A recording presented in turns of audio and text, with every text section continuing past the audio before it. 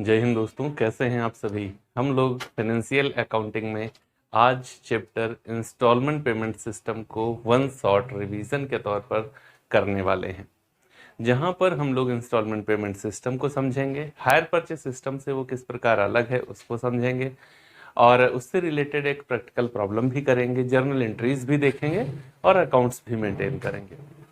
तो बने रहिए लगभग अगले 1 घंटे तक हमारे साथ, ताकि इंस्टॉलमेंट पेमेंट सिस्टम को कंप्लीटली आप समझ सकें। तो बिना किसी विलंब के स्टार्ट करें, लेकिन उससे पहले मैं आपको बता दूं, वीडियो यदि आपको अच्छा लगे तो like, comment, share and subscribe करने की जिम्मेदारी आपकी है। मन करे तो पूरा कर लेना, ना मन करे तो छोड़ देना। तो चलिए स्टार्ट करते हैं बिना किसी विलंब के, एक डेफिनेशन के साथ जो J.R. बॉटली बाय ने दी है। यहां क्या कहा गया, instalment payment system means under an agreement, इस एग्रीमेंट के तहत to purchase and pay by instalments, इस an agreement to purchase and pay by installments.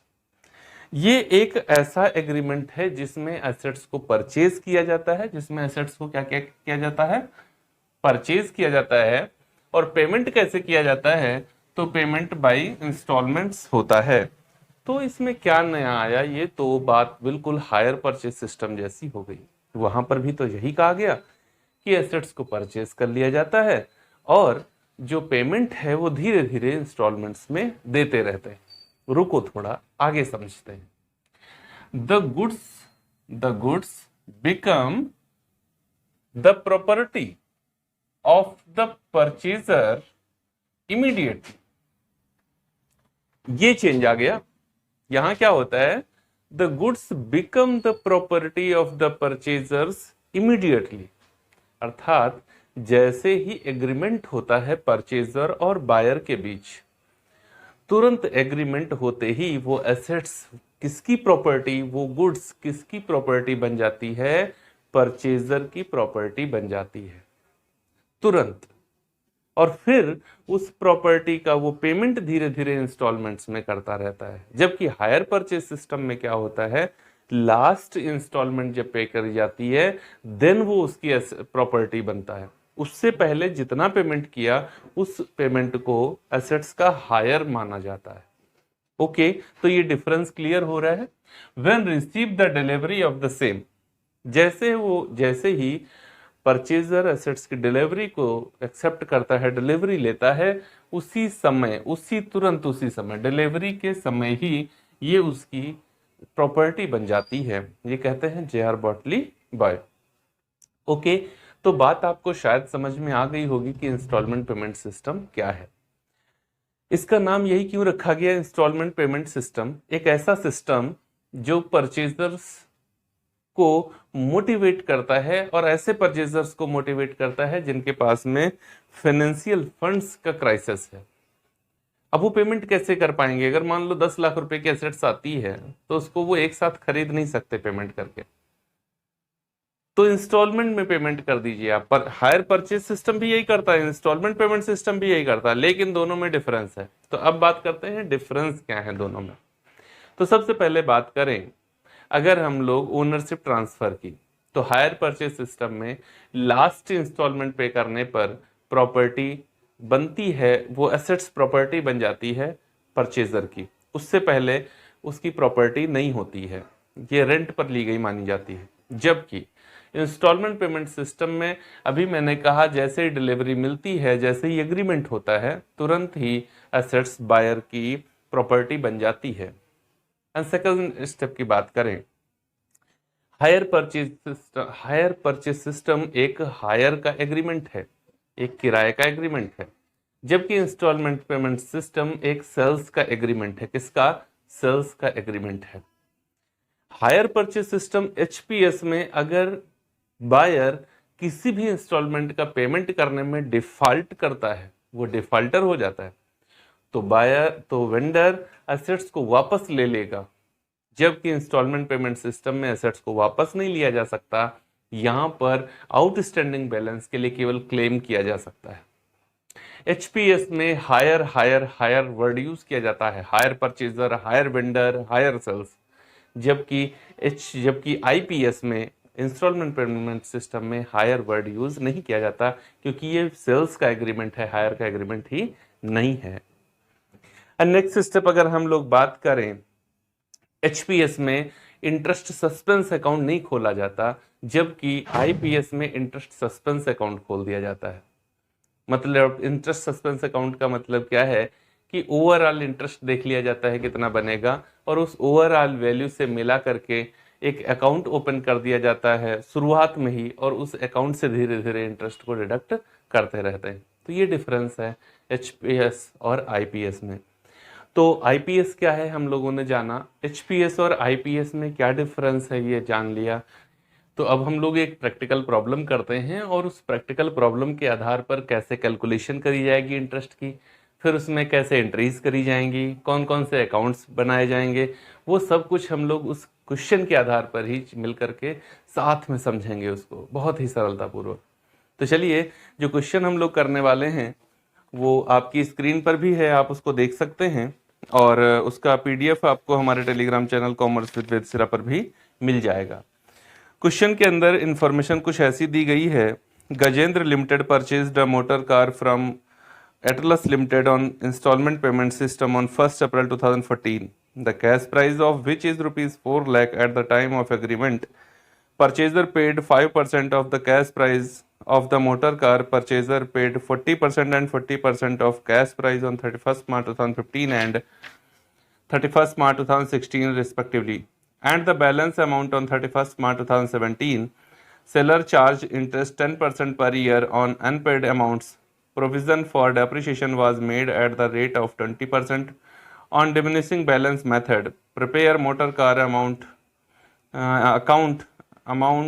account of Atlas Limited and interest suspense account in the books of purchaser. Okay, तो question का PDF आपको Telegram पे भी मिल जाएगा, और आपने यहाँ पर भी स्क्रीन पर तो देखा ही देखा है। चलिए देखो इसको कैसे सॉल्व किया जाएगा। तो क्वेश्चन के अंदर इंफॉर्मेशन है 2014 की 1 अप्रैल को एक मोटर कार जो कि 4 लाख रुपए की है उसको परचेज किया गया। 5% डाउन पेमेंट तुरंत किया गया, 40% की 2 इंस्टॉलमेंट दी गई, और उसके बाद में जो बैलेंस बचा वो तीसरी इंस्टॉलमेंट में पेमेंट कर दिया गया है। आउटस्टैंडिंग बैलेंस पर 10% का इंटरेस्ट चार्ज होता है, और डिमिनिशिंग मेथड से डेप्रिसिएशन चार्ज किया जाता है। तो चलिए हम लोग कैलकुलेशन करते हैं। सबसे पहले calculation of interest, calculation of interest, इसके कॉलम्स बना लेंगे।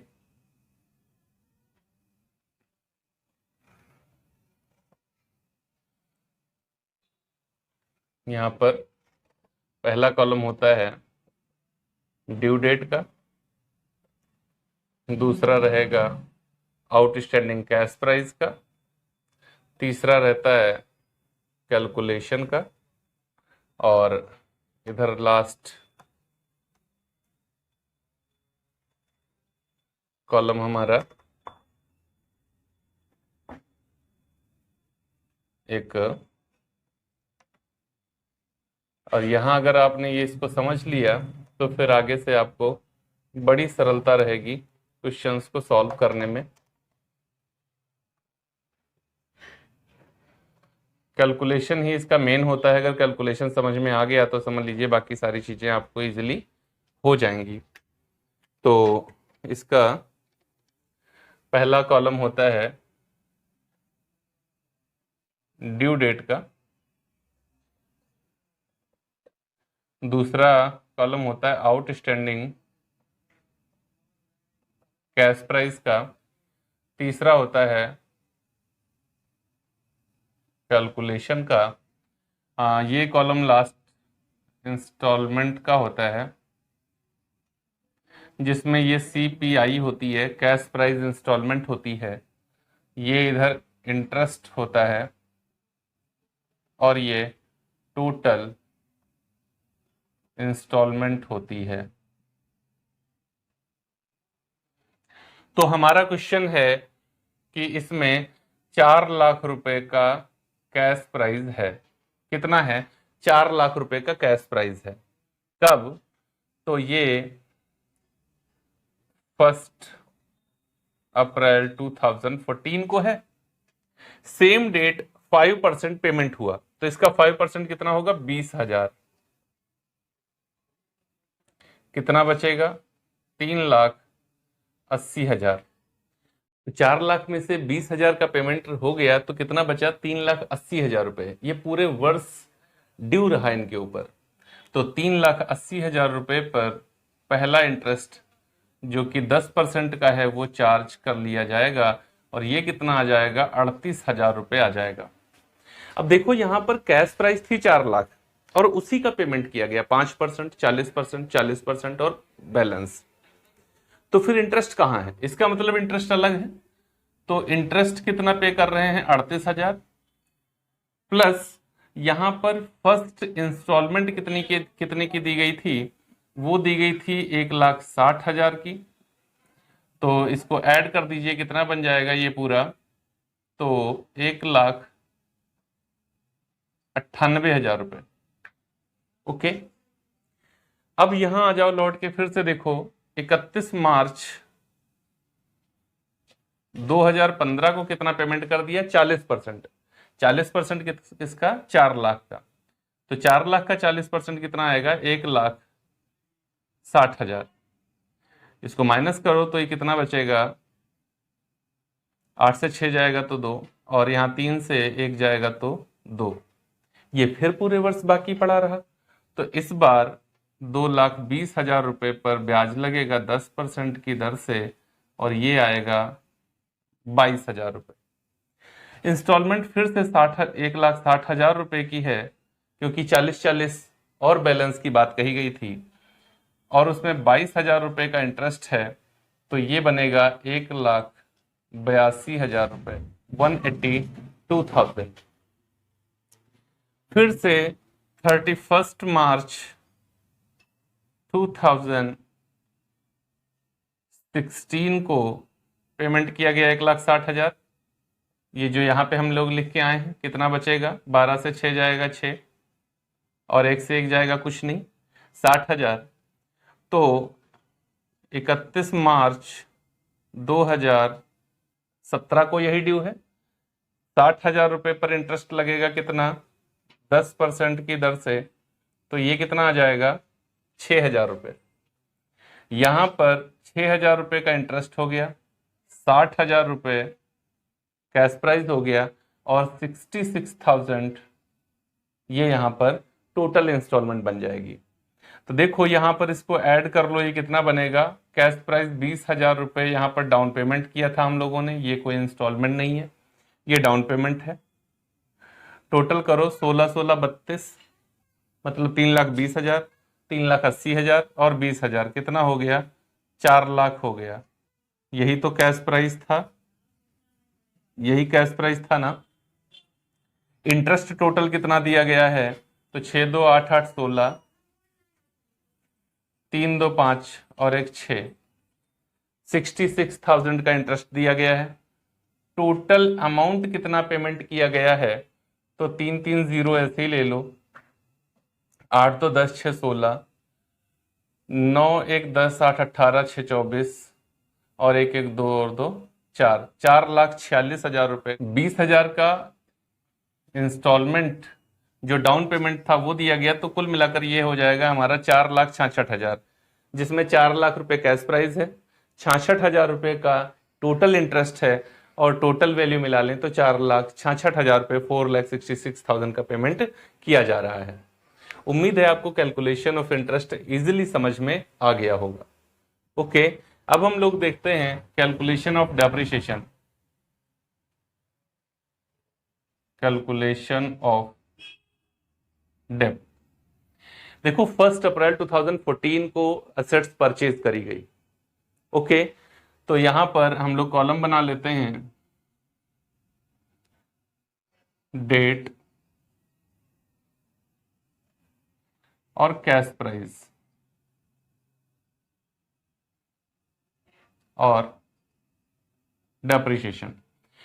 तो यहां पर 1 अप्रैल 2014 को असेट्स आई थी, उसका कैश प्राइस कितना था? 4 लाख रुपए था।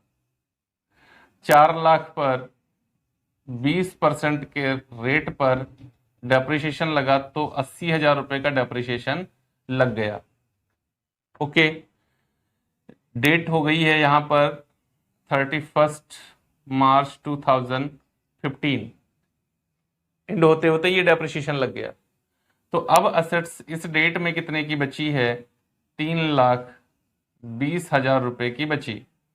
तो 31 मार्च 2016 को 3,20,000 रुपए पर 20% का डेप्रिसिएशन लगेगा। 32 दूना 64 होता है, 64,000 आएगा। फिर से 64,000 माइनस कर दो यहां से, तो 3 जीरो, 10 से 4 जाएगा तो 6, 11 से 6 जाएगा तो 5 और 2 लाख। तो 31 मार्च 2017 को अब 2,56,000 रुपए पर 20% की रेट के हिसाब से इंटरेस्ट लगेगा, डेप्रिसिएशन लगेगा। तो 2 जीरो ये क्रॉस हो जाएंगे, 2 जीरो में 0, 2 जीरो में 0, 2 छंग 12, 2 पंचे 10, 11, 2 दूना 4, 1 5, 51,200 रुपए का डेप्रिसिएशन लगेगा। तो ये हो चुका है कैलकुलेशन ऑफ इंटरेस्ट और ये हो चुका है कैलकुलेशन ऑफ डेप्रिसिएशन। अब बात करते हैं सबसे पहले जर्नल एंट्रीज की। तो जर्नल एंट्रीज देखो, परचेजर भी करता है और वेंडर भी करता है। तो परचेजर के यहाँ की एंट्री सबसे पहले सिक्वेंसली हम लोग बात करते हैं। परचेजर पहली एंट्री असेट्स परचेज करने की लिखेगा। यहां पर इंटरेस्ट की टोटल वैल्यू से एक अकाउंट ओपन किया जाता है जिसका नाम होता है इंटरेस्ट सस्पेंस अकाउंट। वो टोटल इंटरेस्ट की वैल्यू से ओपन किया जाता है। तो परचेजर पहली एंट्री अपने यहां क्या लिखेगा? Motor car account debit, motor car account debit, interest suspense account debit to vendor. अब मोटर कार में वो कितना लिखेगा? 4 लाख रुपए लिखेगा मोटर कार के सामने, motor car account debit 4 lakh रुपए। Interest suspense account debit 66,000 rupees. और टू वेंडर, वेंडर को कुल मिलाकर उसको कितना देना पड़ा? 4,66,000। तो इस तरीके से ये अमाउंट पोस्ट किए जाएंगे पहली एंट्री में। फिर यही एंट्री अगर वेंडर अपने यहां करे तो वो क्या लिखेगा? Purchaser debit to interest to sales account to interest suspense account. अब परचेजर के सामने वो लिखेगा 4,66,000 रुपए, इंटरेस्ट सस्पेंस के आगे लिखेगा 66,000 रुपए और सेल्स के सामने लिखेगा 4 लाख रुपए। ओके, सेकेंड एंट्री परचेजर अपने यहां क्या लिखेगा? डाउन पेमेंट मेड करने की, डाउन पेमेंट करने की। डाउन पेमेंट करने की एंट्री वो क्या लिखेगा? देखो पैसा जा रहा है किसके पास? वेंडर के पास। तो जिसके पास जाता है उसको डेबिट करते हैं, तो लिखेंगे vendor debit to bank account, vendor debit to bank account. कौन? परचेजर लिख रहा है vendor debit to bank account. कितना गया? 20,000 रुपए। अच्छा, वेंडर इसी को लिखे तो क्या लिखेगा? Bank account debit to purchaser 20,000 रुपए। सिंपल। दूसरी एंट्री। तीसरी एंट्री इंटरेस्ट ड्यू होगा परचेजर के यहां और इंटरेस्ट अर्न होगा वेंडर के यहां। तो इंटरेस्ट ड्यू करते समय क्या लिखेगा purchaser? Interest account debit to interest suspense account, interest account debit to interest suspense account, पहले साल का इंटरेस्ट। ये एंट्री 38,000 रुपए 38,000 से होगी। Interest account debit to interest suspense account for interest due. यही चीज वेंडर अपने यहां लिखेगा interest suspense account debit to interest account, क्योंकि इंटरेस्ट उसके लिए अर्निंग है।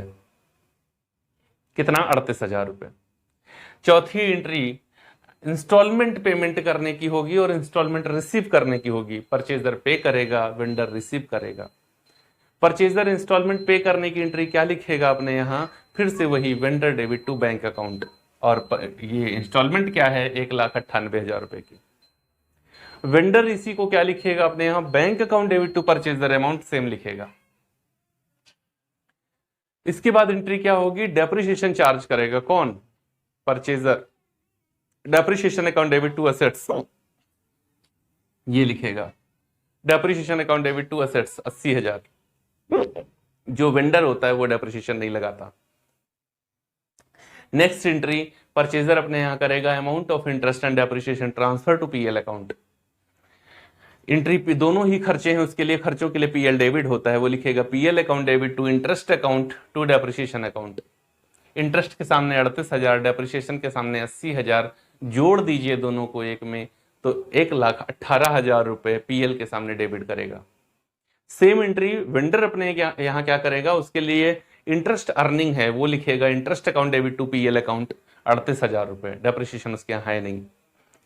सेल्स अकाउंट क्लोज करने के लिए क्या लिखेगा अपने यहाँ, vendor, purchaser sales account close नहीं करता, वेंडर क्या लिखेगा, सेल्स यहां पर उसने क्रेडिट करी है, वहां क्या लिखेगा, sales account debit to trading account, और अमाउंट क्लोज करेगा कितने से, 4 लाख रुपए से अमाउंट वो अपने यहाँ क्लोज कर देगा। तो इस तरीके से परचेजर और वेंडर के यहाँ की एंट्रीज हो गई।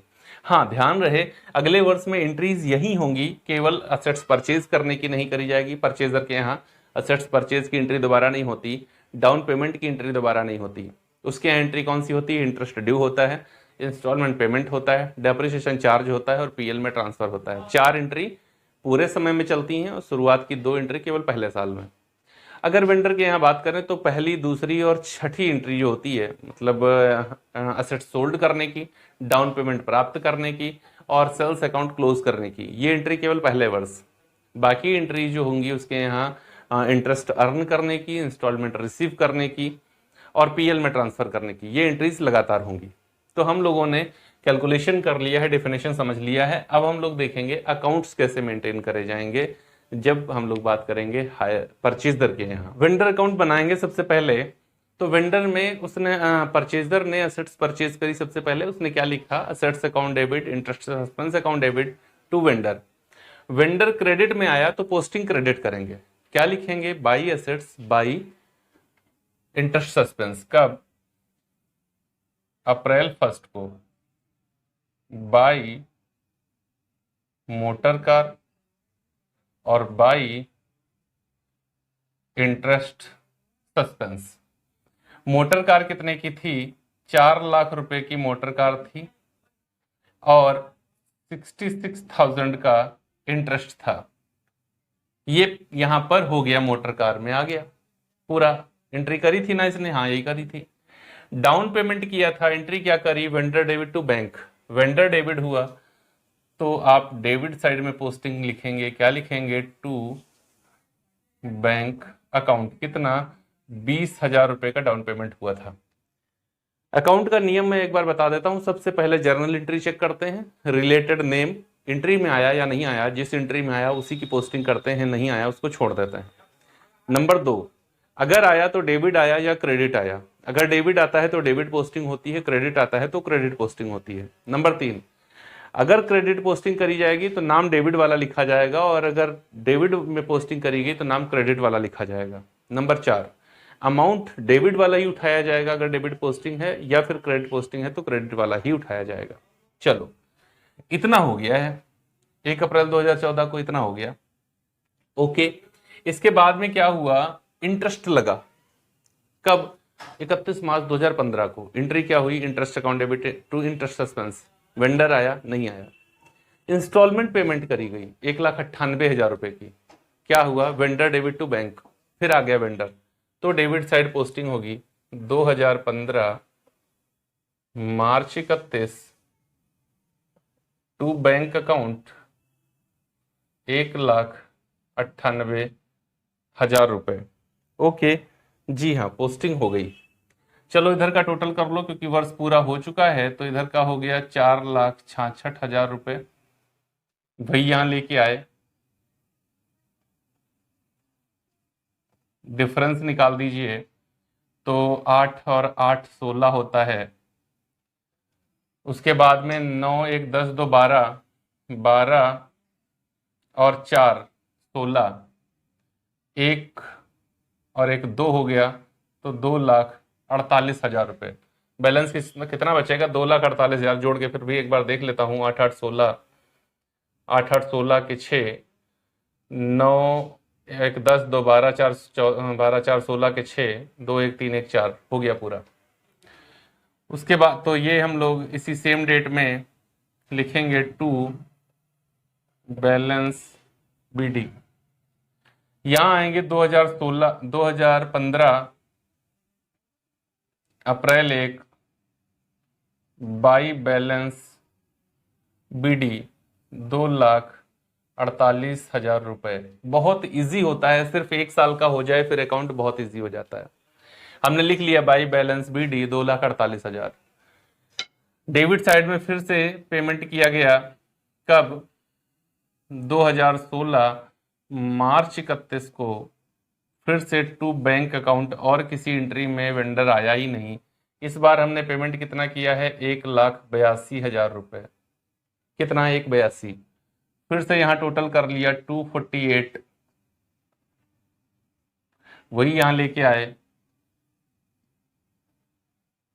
माइनस किया, 8 से 2 गया तो 6, और यहां 14 से 8 गया तो 6, और यहां पर 1 से 1 गया तो कुछ नहीं। सेम डेट में मेरे पास बैलेंस हो गया, टू बैलेंस कैरी डाउन होगा यहां पर, सॉरी स्मॉल होता है, CD 66,000। 2016 April 1 by balance BD 66,000, और यहां पर 2017 मार्च 31 टू बैंक अकाउंट 66,000 की आपने इंस्टॉलमेंट पे करी थी। ये लो, आपका अकाउंट बराबर बंद हो चुका है। उम्मीद है आपको वेंडर अकाउंट बहुत ही आसानी से समझ में आ गया होगा। केवल पहले साल की पोस्टिंग कर पाओ, उसके बाद by balance BD to bank, by balance BD to bank, by balance BD to bank आप एंट्री करते चले जाओ, और कुछ करना ही नहीं होता है। तो उम्मीद है आपको वेंडर अकाउंट बहुत ही आसानी से समझ में आ गया होगा। अब हम लोग देखते हैं कैसे तैयार किया जाएगा मोटर कार अकाउंट। तो नेक्स्ट अकाउंट हम लोग बात करेंगे मोटर कार अकाउंट। इसको कैसे मेंटेन किया जाएगा, देखिए बहुत ही सरलता से हम लोग समझने का प्रयास करते हैं। परचेजर के यहाँ हम लोग पोस्टिंग कर रहे हैं। परचेजर ने पहली एंट्री लिखी थी motor car account debit to interest, motor car account debit interest suspense account debit to vendor. तो मोटर कार तो डेबिट हुई। अब मोटर कार डेबिट हुई तो पोस्टिंग किधर करेंगे? डेबिट साइड में। क्या लिखेंगे? To vendor. कब? 2014 में अप्रैल की पहली तारीख को टू वेंडर। कितना? 4 लाख रुपए। मोटर कार के सामने कितनी वैल्यू लिखी थी? 4,66,000। वो तो इंटरेस्ट सस्पेंस के सामने थी, वो नहीं लिखी जाएगी। वैल्यू वो लेंगे जिसकी हम पोस्टिंग कर रहे हैं। तो वेंडर मोटर कार के सामने कितना था? 4 लाख, इसलिए डेबिट साइड में लिखा मोटर कार टू वेंडर। क्यों? क्योंकि एंट्री में मोटर कार डेबिट था। अगली एंट्री हमने उसी वर्ष में देखी तो 2015 में एक एंट्री हमको मिली जहां पर लिखा था depreciation account debit to motor car. यहां ना लिखो डेप्रिसिएशन, यहां तो लिखेंगे मार्च 31 बाई डेप्रिसिएशन अकाउंट।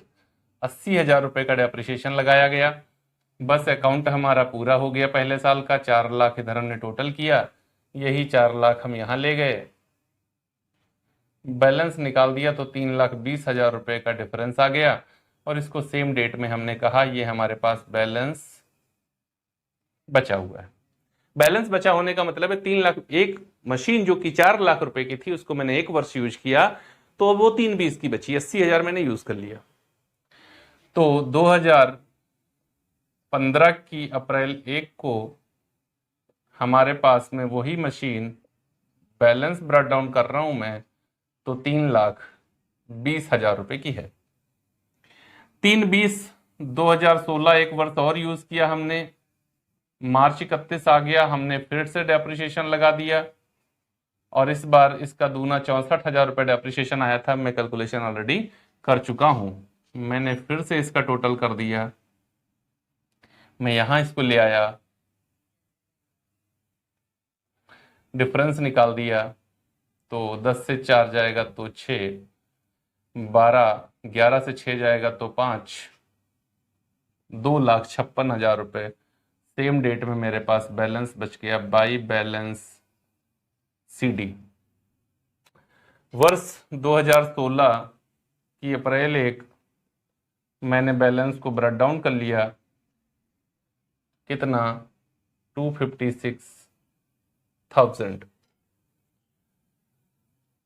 2017 वर्ष आ गया, मार्च 31 आ गया, हमने फिर से डेप्रिसिएशन लगाया क्योंकि हमने एक वर्ष इसका यूज किया था। इस बार इसका 20% लगाएंगे तो आएगा 51,200 रुपये। अब इसका टोटल कर लीजिए तो ये टोटल आ जाएगा इसका 256,000, और यही बैलेंस जब हम यहाँ पर लेकर आएंगे 256,000, तो बैलेंस कितना बचेगा, 6 से ये 008, उसके बाद में 1 और 1 2, और यहाँ पर है 6 तो 4, उसके बाद में ये 0 और ये 2,04,800, ये आ जाएगा बाई बैलेंस CD। अर्थात 3 वर्ष यूज करने के बाद ये मोटर कार जो कि 4 लाख रुपए की थी वो आज कितने की रह गई है, 2,04,800 रुपए की। कितना बचा है इसका बैलेंस, 2,04,800 रुपये। तो उम्मीद है आपको मोटर कार अकाउंट भी आसानी से समझ में आ गया होगा।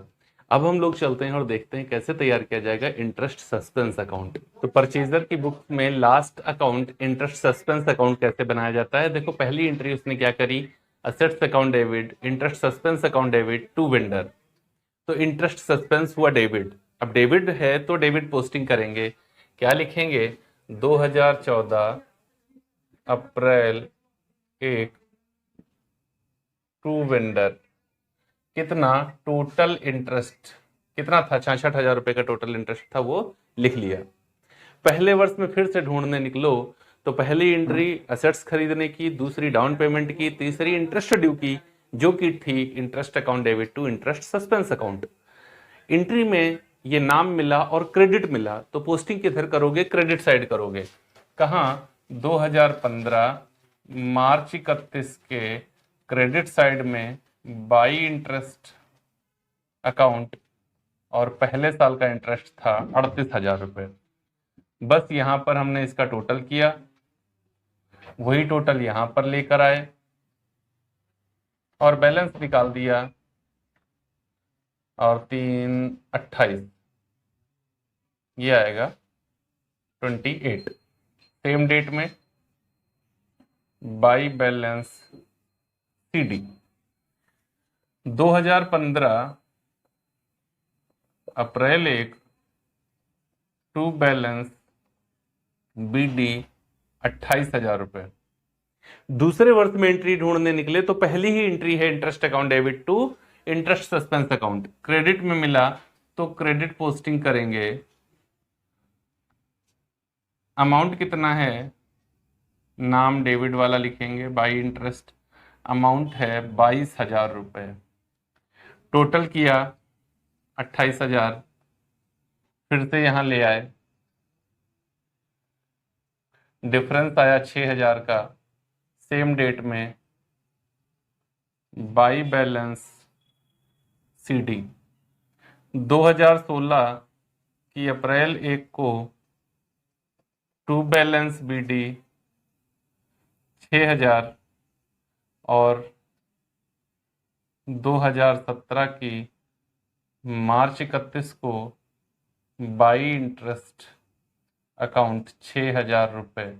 लास्ट ईयर में जाकर के ये बराबर बंद हो जाएगा, इसके अंदर कोई बैलेंस नहीं बचना चाहिए, नहीं बचा, ये खत्म हो गया। उम्मीद है आपको इंटरेस्ट सस्पेंस अकाउंट भी समझ में आ गया होगा। जो अकाउंट्स हमने आपको परचेजर के यहाँ बनाए हैं इसके जस्ट अपोजिट बनते हैं वेंडर के यहाँ। जैसे अगर हम वेंडर के यहाँ यही अकाउंट बना रहे हो तो हम बाई परचेजर इधर लिखेंगे और टू इंटरेस्ट इधर लिखेंगे, फिर बाई बैलेंस CD इधर लिखेंगे, बाई बैलेंस BD हमारा इधर आएगा। ऐसे करके ये सेम अपोजिट अकाउंट बनता चला जाएगा, जितने भी अकाउंट्स मैंने आपको बताए हैं वो। तो उम्मीद है एक रिवीजन के तौर पर, एक सरसरी नज़र में, जल्दी में अगर आप रिवीजन करना चाहें इंस्टॉलमेंट पेमेंट सिस्टम का तो इजीली कर पाएंगे इस 1 घंटे के वीडियो को देखने के बाद। तो अगर वीडियो अच्छा लगा हो तो like, share, comment and subscribe करने की जिम्मेदारी आपकी है। मन करे तो पूरा करना, ना मन करे तो छोड़ देना। मिलेंगे अगले वीडियो में किसी अन्य टॉपिक के साथ, तब तक के लिए जय हिंद दोस्तों।